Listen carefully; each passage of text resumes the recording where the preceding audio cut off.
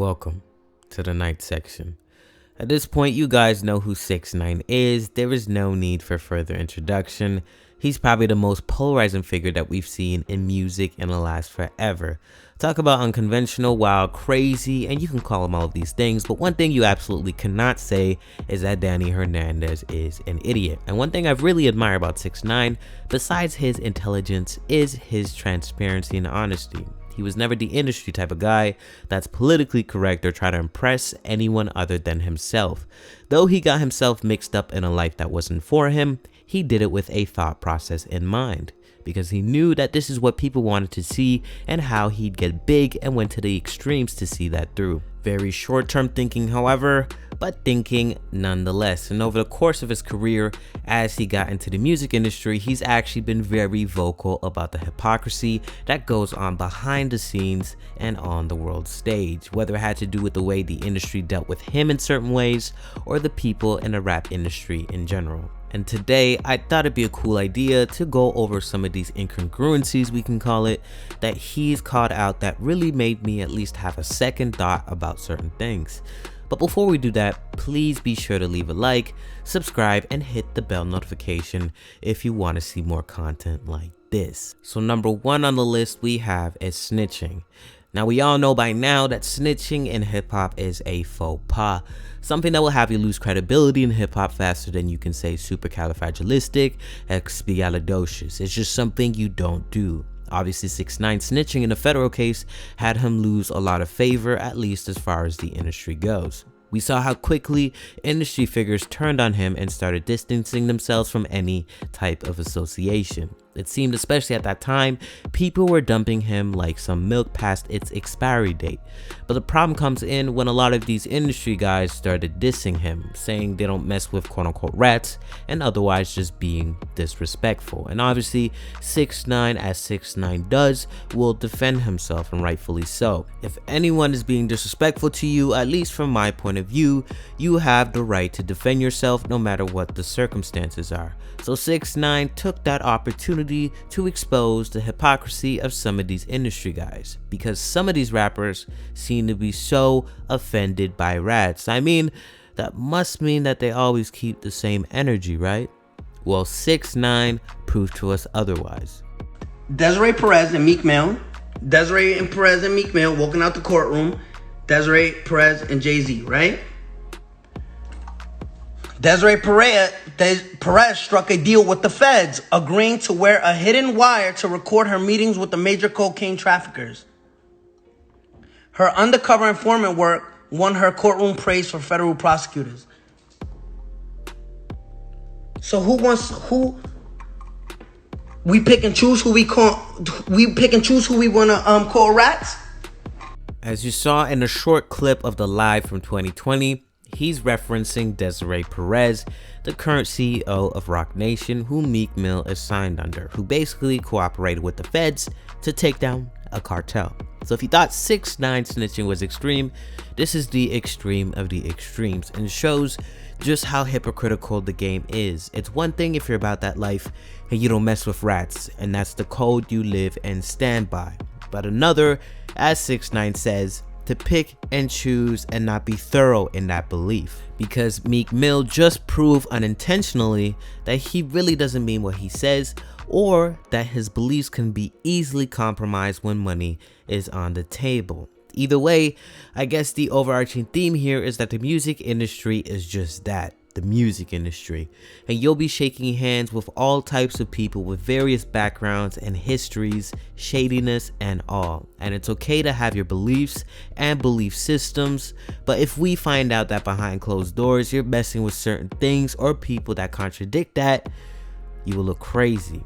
So it's best to keep your mouth shut, like in the case of Meek Mill saying he doesn't mess with rats, but there he is, signed to one.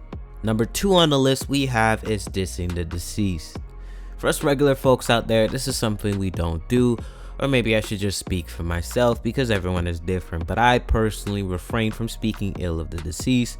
I just don't like to mess with things out of this 3D reality that we're currently living in, and in no way am I condemning or condoning 6ix9ine when he's done it, or anybody else in a rap game. Me speaking on this is purely on an objective basis to prove some of the incongruencies again in the industry. But when talking about 6ix9ine, we know he's been consistently getting at King Von, who passed away late 2020. I won't repeat the sentiments, but we know that everyone in the industry had a knee-jerk reaction to those sentiments, and have been getting at 6ix9ine ever since for being disrespectful towards the deceased. King Von said this. RP my When I dog, bro. die, You I'm too boosting the murder rate. disrespectful, bro. Y'all You niggas too didn't slide disrespectful, yet. bro, for the internet, bro. I'm telling you, gang. You too But disrespectful. And I ain't even from the O, but them my people. You too disrespectful, shorty. all right. Why? Cause I'm on the internet? You too disrespectful, shorty. Yo, hold on. So when y'all be, so when y'all diss Tuka, in a minute, so I'm when gonna y'all be wearing your RP merch, hold man. Make So sure they when make y'all some diss RP Tuka, merch for your yo, ass. when y'all dissing Tuka, it's not disrespectful. Man, fuck you. We out here. Tuka, fuck all of them, nigga. When y'all diss Tuka, y'all not disrespectful. In the clip, we quickly see how 6ix9ine once again points out the hypocrisy of the game. Because it seems that when he disses a deceased person, it becomes a crime against humanity. But when King Von did it, dissing Tuka, it was alright and permissible. Now you can argue that because of 6ix9ine's history of snitching and supposedly not being a quote-unquote real street dude or having any real turf beef with King Von, it's completely out of bounds for him to be dissing him. And frankly, it could appear to most people that this is just him trolling to an extreme degree. While on the other hand, King Von actually was dissing someone from a rival gang, so there's some sort of legitimacy, as some may argue. I know there's different variables that go into this, like the fact that Tuka was only 15 at the time, etc, etc. But the point is that in the case of King Von, these were opposing gang members. However, the point 6ix9ine makes still stands. How come when 6ix9ine is dissing the deceased, everybody gets riled up about it, when this is nothing new? And we've heard rappers past and present diss the deceased on records, in interviews, in conversation, and we've kind of just glossed over the fact. And we now hold a moral compass to this one individual when this is widespread across hip-hop and gang culture. It's definitely an inconsistency, and I'm not here to cast any type of judgment on whether anything is good or bad, because who am I? But it's interesting how our moral compass changes depending on whether we personally like someone or not. And finally, we have the last few inconsistencies that pertain to 6ix9ine having security and 6ix9ine being criticized about him not rapping about his truth. Now we all know with 6ix9ine dissing different rappers and puffing his chest up online and baiting them to come and essentially assault him, he's received multiple critiques of him saying that he's acting tough only because he basically has feds and security around him at all times. And there might be some truth to it. I mean, it's easy for anyone to act tough when they have bodyguards around them. But again, the hypocrisy comes in when we ask ourselves after the passing of certain artists, where was their security? Pop Smoke. Murdered in LA. Every comment was, where was his security? 6ix9ine has security. He's pussy. Now we know in these situations it's completely different, as 6ix9ine has consciously put himself in dangerous situations. But the truth of the matter is, most artists or popular rappers, no matter what they talk about in their music that are in the mainstream, have security, and it doesn't make them a coward. At a certain stage of your career, it is absolutely necessary because you become a major asset. Perhaps we can have the argument that it makes 6ix9ine a coward for instigating multiple situations.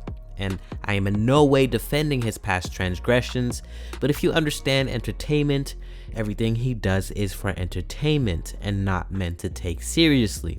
And entertainers of his caliber need security. Now lastly, we have him not rapping about his truth, or in other words, rapping a lifestyle he's not really living. Now this is self-explanatory. I'm not going to go on a whole spiel here, but I think people forget this is the entertainment industry. And 98% of rappers are not rapping about what they truly do on a day-to-day basis. And even if they were rapping everything they lived at one point, they certainly aren't once they become millionaires and mainstream artists. So everyone coming for one individual again shows how our cognitive biases act up when we don't like someone. Anyways, this video is not in defense of 6ix9ine in any way, shape, or form. This was once again to show the inconsistencies that 6ix9ine has called out that really made me have the thinking emoji face. Night section out.